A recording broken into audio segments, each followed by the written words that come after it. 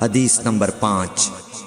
رسول اللہ صلی اللہ علیہ وآلہ وسلم نزول قرآن کے وقت بہت سختی محسوس فرمایا کرتے تھے، اور اس کی علامتوں میں سے ایک یہ تھی کہ یاد کرنے کے لیے آپ اپنے ہونٹوں کو ہلاتے تھے۔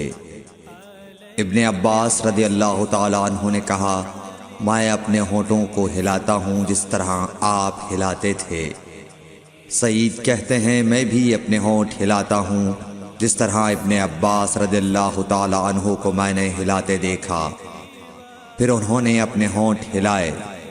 ابن عباس رضی اللہ تعالیٰ عنہ نے کہا، پھر یہ آیت اتری کہ اے محمد، قرآن کو جلد جلد یاد کرنے کے لیے اپنی زبان نہ ہلاؤ، اس کا جمع کر دینا اور پڑھا دینا ہمارا ذمہ ہے۔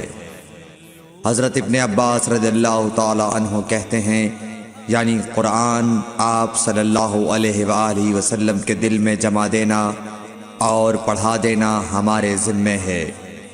پھر جب ہم پڑھ چکے تو اس پڑھے ہوئے کی اتباع کرو۔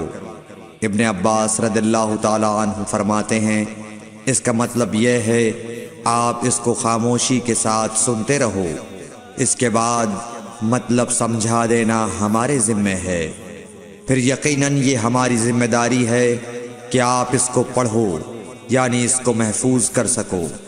چنانچہ اس کے بعد جب آپ کے پاس حضرت جبرائیل علیہ السلام وحی لے کر آتے تو آپ توجہ سے سنتے، جب وہ چلے جاتے تو رسول اللہ صلی اللہ علیہ وسلم اس وحی کو اس طرح پڑھتے جس طرح حضرت جبرائیل علیہ السلام نے اسے پڑھا تھا۔